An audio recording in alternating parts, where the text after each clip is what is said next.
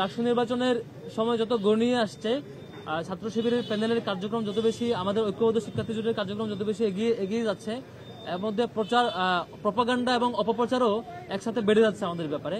আপনারা সেটি লক্ষ্য করেছেন এবং বেশ কয়েকদিন ধরে দেখতে পেয়েছেন আমাদের বিভিন্ন প্রার্থীরা বিভিন্ন টক শো কিংবা কোথাও কথা বললে অথবা অন্যান্য আয়োজনগুলোতে তাদেরকে যারা তাদেরকে হুমকি মনে করছেন, প্রতিদ্বন্দ্বী মনে করছেন, সঠিক প্রক্রিয়া প্রতিদ্বন্দ্বিতা না করে বরং একযোগে সবাই মিলে সেই পুরনো এজেন্ডাই দিন শেষে আবার নতুন করে হাজির করার চেষ্টা করছেন। আমরা স্পষ্টত ক্লিয়ার করছি, বারবার বলেছি আমরা ৭১ এবং পরবর্তী ২৪ সংক্রান্ত ইস্যুতে বলেছি ৭১ এবং ২৪কে মুখোমুখি যারা দাঁড় করাতে চায় তাদের বিরুদ্ধে আমাদের স্ট্যান্ড, আমাদের প্রতিবাদ আমরা সেই টিএসসিতে আমাদের প্রোগ্রামের সময় আমরা ক্লিয়ার করেছি এবং এটাও ক্লিয়ার করেছি বেশ কয়েকটি পক্ষ তাদের শিক্ষার্থী বিচ্ছিন্নতার কারণে, জনবিচ্ছিন্নতার কারণে নিজেদের কোনো এজেন্ডা না পেয়ে, শিক্ষার্থীদের কাছে প্রকাশ করবার মতো নিজেদের কোনো ইতিবাচক কার্যক্রম না পেয়ে, কোনো এজেন্ডা না পেয়ে তাদের একটা এজেন্ডা হয়ে দাঁড়িয়েছে যে সকাল বিকাল সন্ধ্যা সবসময় ছাত্র শিবিরের ব্যাপারে সমালোচনা করা, সকাল বিকাল সন্ধ্যা সেই আওয়ামী ন্যারেটিভ নিয়ে, পুরনো এজেন্ডা নিয়ে নিজেদের এখানে টিকাদারি করা। মুক্তিযুদ্ধ এদেশের সবার, ৭১-এর মুক্তিযুদ্ধ এদেশের মানচিত্র, এদেশের সংস্কৃতি, এদেশের সবকিছুই এদেশের সকল মানুষের। একটি নির্দিষ্ট পক্ষকে দায়িত্ব দিয়ে দেওয়া হয় নাই সেটিকে টিকাদারি করবার জন্য, একটি নির্দিষ্ট পক্ষকে দায়িত্ব দিয়ে দেওয়া হয় নাই সেটিকে তাদের মতো করে মুজিববাদী বয়ানে সেটি হাজির করবার জন্য। ৭১ এই বাংলাদেশের সকল নাগরিকের স্বাধীনতা, এই বাংলাদেশের সকল নাগরিকের প্রত্যেকে এটিকে ওন করে এবং ধারণ করে। এখন ২৪ ৭১-এর এক্সটেন্ডেড রূপ। ৭১-এর মধ্য দিয়ে যেমন আমরা স্বাধীন ভূমি এবং স্বাধীনতা পেয়েছিলাম, কিন্তু আধিপত্যবাদের কবল থেকে আমরা মুক্তি পাইনি, সেটি এই ২৪-এর গণ অভ্যুত্থানের মধ্য দিয়ে সেই মুক্তি আমরা পেয়েছিলাম।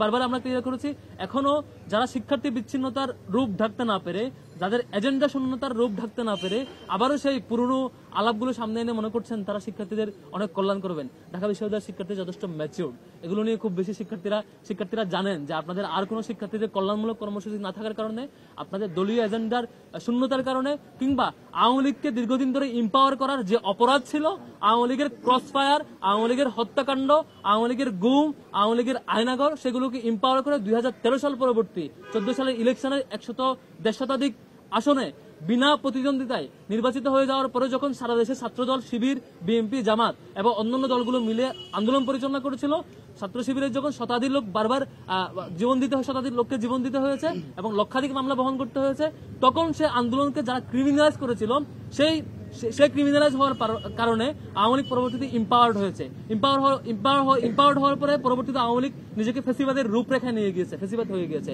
এই সে অপরাধে আপনারা যারা আওয়ামী লীগকে ইম্পাওয়ার করেছিল তারা এই দায় কখনো এড়াইতে পারে না যে ২৪-এ যে হাজার হাজার শিক্ষার্থী, হাজার হাজার মানুষকে শহীদ হতে হলো, এটির দায় মূলত সেই সময় আওয়ামী লীগকে ইম্পাওয়ার যারা করেছে তাদের উপর দায় বর্তায়। সেই অপরাধকে ঢাকবার জন্য আর কোনো ইস্যু না পেয়ে সেই ছাত্র শিবির নিয়ে মিথ্যাচার করে যাচ্ছেন। এটি নিয়ে আমরা বিচলিত নয়, শিক্ষার্থীরা এটির জবাব ৯ সেপ্টেম্বর দেবে ইনশাল্লাহ। দ্বিতীয়ত, আজকে আপনারা একটি সংবাদ দেখেছেন আমার ব্যাপারে, কোনো একজন রিড করেছেন, এটা খুব ভালো সংবাদ, আমি দেখে ওয়েলকাম করেছি যে অন্তত এটুকু ভালো, বেশ কয়েকটি দল দীর্ঘদিন ধরে সাদিক ভাইকে নিয়ে কিংবা আমাকে নিয়ে বিভিন্ন ভিডিও এডিট করে, ছবি এডিট করে, নানা অপপ্রচার এবং প্রপাগান্ডার চাইতে অন্তত কোর্টে গিয়েছেন, এটা খুবই ভালো। আমি আপনাকে ওয়েলকাম করছি। আপনি যিনি কোর্টে রিড করেছেন আমার প্রার্থিতা চ্যালেঞ্জ করে প্রার্থিতা বাতিলের জন্য, আপনাকে ওয়েলকাম। এবং স্বভাবতই ছাত্র শিবিরের জায়গা থেকে এবং আমাদের জায়গা থেকে কোর্টের রায়ের প্রতি এবং আইন এবং আদালতের প্রতি আমাদের রেসপেক্ট অলওয়েজ ছিল, সামনেও থাকবে। সেটি কোর্টের যেহেতু বিবেচনাধীন বিষয়, কোর্ট থেকে রায় আসুক সেটির অপেক্ষায় থাকবে এবং সেটির প্রতি আমার রেসপেক্ট এবং সম্মান এবং সেটিকে ওয়েলকাম করার জায়গাটুকু আমরা মানসিকভাবে প্রস্তুত এবং অলওয়েজ প্রস্তুত ছিলাম। আর এই ধরনের রিড এবং এই ধরনের যে আয়োজনগুলো করেছে, এটা সবচেয়ে ভালো হতো আরো আগে করতে, আর কি ৭ দিন আগে করে, ইলেকশনের আগ মুহূর্তে করে, কেন যেন আমি জানি না কেন করেছে, আরো আগেও করতে পারতেন। এবং আইনি প্রক্রিয়া যাওয়াটা আমরা ইতিবাচকভাবে দেখছি এবং তাকে আমাদের দিকে ধন্যবাদ জানাচ্ছি। আমাদের জোটের নাম হলো ঐক্যবদ্ধ শিক্ষার্থী জোট। শিক্ষার্থীদের ভয়েসে আমাদের ভয়েস, তাদের প্রত্যাশায় আমাদের প্রত্যাশা, তাদের আকাঙ্ক্ষায় আমাদের আকাঙ্ক্ষা। এবং এই ঐক্যবদ্ধ শিক্ষার্থী জোটের মাধ্যমে আমরা বাংলাদেশের চমৎকার একটা মেসেজ দিয়েছি যে বৈচিত্র্যের মধ্যে যে ঐক্য হইতে পারে, যে আমাকে নিয়ে সমালোচনা করে তাকে নিয়ে যে একসাথে কাজ করা যায়, এবং একটা ইনক্লুসিভ সমাজ গড়ার জন্য সবাইকে নিয়ে যে একসাথে পথ চলতে হবে, এবং এই সমাজ গড়ার জন্য যার যে জায়গায় এক্সপার্টাইজ আছে তাকে নিয়ে একসাথে আমাদের কাজ করতে হবে, সেটার অনন্য নজির স্থাপন করেছে ঐক্যবদ্ধ শিক্ষার্থী জোটের আমাদের যে প্যানেল হয়েছে সেই প্যানেলের মধ্যে। তো আমরা যে কাজ করেছি, আমরা শিক্ষার্থীদের কাছে যাচ্ছি, গত ১ বছর ধরে শিক্ষার্থী বান্ধব, ছাত্র বান্ধব সকল কাজের সাথে আমরা জড়িত ছিলাম। এই কাজগুলো দেখে অনেকে ঈর্ষান্বিত হয়ে তারা আমাদেরকে মোকাবেলা করতে না পেরে এখন আমাদের চরিত্র হননে নেমেছে। এবং বিভিন্নভাবে যদি আপনারা দেখেন আমার ফেসবুক আইডিতে গিয়ে কমেন্ট সেকশনে ক্রমাগত তারা যে পরিমাণ গালাগালি করতেছে, এবং এখানে গালাগালির ক্ষেত্রে কোনো ধরনের লিমিট নাই, একদম আমার মা বাবা থেকে শুরু করে সবকিছুই। এবং ওই আইডিগুলোতে আপনাদেরকে একটু কাজ দিয়ে যায়, এখানে সাংবাদিক বন্ধু যারা আছেন, ঐক্যবদ্ধ শিক্ষার্থী জোটের আমরা যারা প্যানেলে আছি, প্রত্যেকের ফেসবুক আইডি থেকে কমেন্টে একটু যাবেন, কমেন্টে গিয়ে আমাদের ওইখানে যে কমেন্টগুলো করছে সে কমেন্টগুলো কারা করছে সেগুলো একটু আইডেন্টিফাই করবেন। সে আইডেন্টিফাই করলে আপনারা নির্দিষ্ট কয়েকটা গোষ্ঠীকে খুঁজে পাবেন। সে গোষ্ঠীর নাম আমরা বলতে চাই না, কারণ এখন ডাকসু চলছে। আমরা এই সমস্ত নামগুলো বলে আমরা এগুলোকে মানে এটার মাধ্যমে আমরা এটাকে এই নাম বলাকে আমরা বিব্রতকর মনে করছি। তো সেটা আপনারাই খুঁজে বের করবেন। এবং একই সাথে আমরা ডাকসু নির্বাচনের শুরু থেকে দায়িত্বশীল আচরণ করছি আমাদের জোটের পক্ষ থেকে। আপনারা জানেন আমাদের জোটের যারা নারী প্রার্থী আছে তাদেরকে ক্রমাগত তাদেরকে সাইবার বুলিং করা হচ্ছে, এবং মেসেঞ্জার থেকে শুরু করে তাদেরকে বিভিন্নভাবে তাদেরকে আক্রমণ করা হচ্ছে। আমরা ইতিমধ্যে বিশ্ববিদ্যালয়ের নির্বাচন কমিশনে আমরা অভিযোগ দিয়েছি, আমাদের একজন প্রার্থীর ছবি বিকৃত করা হয়েছে, এবং বিকৃতের সাথে যারা জড়িত ছিল সাংবাদিক বন্ধুগণ আপনাদের কাছে সেই চিত্র আছে। আমরা লিখিত অভিযোগ দেওয়ার পরও আজকে 3 দিন হয়ে গেল, এখন পর্যন্ত নির্বাচন কমিশন তাদের বিরুদ্ধে কোনো ধরনের ব্যবস্থা গ্রহণ করেনি। তো এইভাবে যদি চলতে থাকে তাহলে একটা ফ্রি ফেয়ার ক্রেডিবল ইলেকশন, যেটা সারা বাংলাদেশের মানুষ তাকিয়ে আছে, সেটা নিয়ে আমরা আশঙ্কা অনুভব করছি। এবং একই সাথে আমরা দেখতে পাচ্ছি নির্বাচন কমিশনের পক্ষপাতিত্বমূলক আচরণ। আমরা বারবার বলছি নির্বাচন কমিশনে যারা আছে তারা আমাদের শ্রদ্ধাভাজন শিক্ষক, আমরা তাদেরকে শিক্ষক হিসাবে দেখতে চাই। কিন্তু তারা যদি কারো দ্বারা আরোপিত হয়, তারা যে আদর্শ লালন করে, বিভিন্ন রঙের এখানে আমাদের শিক্ষকরা আছে, তো সেই রং দ্বারা যদি তারা অনেক বেশি প্রভাবিত হয় এবং তাদের বিশেষ ছাত্র সংগঠনকে যদি এক্সট্রা ফেসিলিটিস প্রদান করে, তাহলে এর মাধ্যমে তারা শিক্ষার্থীদের বিরুদ্ধে অবস্থান নেবে। তা আমরা চাই না শিক্ষার্থী বনাম ছাত্র এই ধরনের কোনো অবস্থান তৈরি হোক। তা আমরা অনুরোধ করব আমাদের নির্বাচন কমিশনকে তারা যেন প্রফেশনাল আচরণ করে, এবং ইতিমধ্যে যে অভিযোগগুলো দিয়েছি সেই অভিযোগগুলোর যেন সুস্থ বিচার করে। এবং এর পাশাপাশি আমরা দেখতে পাচ্ছি আজকে যারা নির্বাচনে আমরা করছি, আমরা যারা প্রার্থীরা আছি, আজকে আমাদের প্রতিযোগিতা হওয়ার কথা কেমন ঢাকা বিশ্ববিদ্যালয় চাই, আমাদের ভাবনা কি, আমাদের স্বপ্নে ঢাকা বিশ্ববিদ্যালয়টা কেমন হবে, শিক্ষার্থীদের সামনে সেই রূপরেখা নিয়ে আসা যাওয়ার কথা। কিন্তু আমরা দেখতে পাচ্ছি এই প্রার্থীরা একটা বড় একটা অংশ প্রার্থীদের যারা তাদের কোনো ভাবনা নাই, শিক্ষার্থীদেরকে নিয়ে কোনো ভাবনা নাই। তারা সে দিল্লির যে বয়ান, ফেসিবাদী যে বয়ান, কালচারাল ফেসিসদের যে বয়ান, বাকশালী যে বয়ান, সে বয়ান বারবার ক্যাসেট বাজাইতেছে।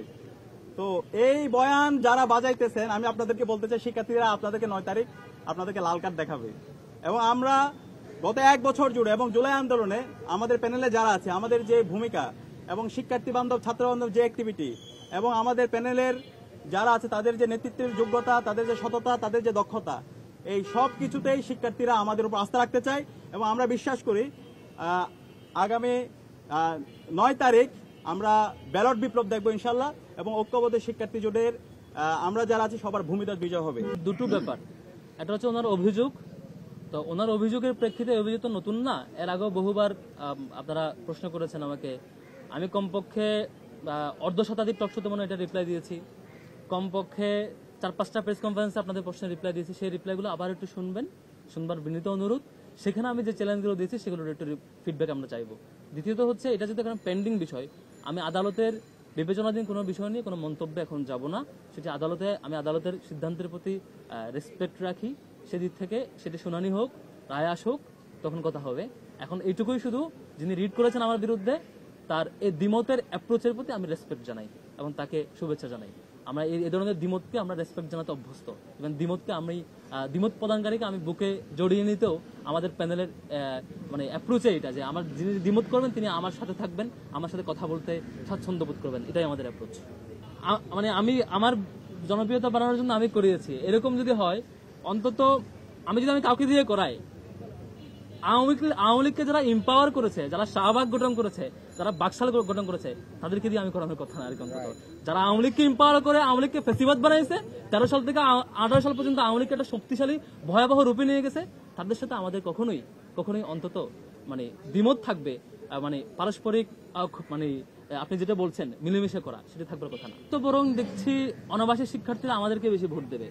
কারণ অনাবাসিক শিক্ষার্থীদের সাথে আমাদের যে যোগাযোগ দীর্ঘ বছর জুড়ে যে সামগ্রিক কার্যক্রম, অনাবাসিক শিক্ষার্থীরা তো আমাদের একেবারে সবচেয়ে বেশি কানেক্টেড। তো এটাতে যদি তারা না আসে, এক্ষেত্রে আমাদেরই তো ক্ষতি হওয়ার কথা। তো এইভাবে বরং অনাবাসিক শিক্ষার্থীরা যত বেশি আসবেন, আমরা তত বেশি উল্লসিত হব, উৎফুল্ল, আমরা আমাদের বিজয় তত বেশি আর কাছাকাছি হবে বলে আমি বিশ্বাস করছি। নতুন বাংলাদেশ গড়তে এলো জুলফিকার স্টিল। জুলফিকার স্টিল, ইস্পাত দৃঢ় অঙ্গীকার।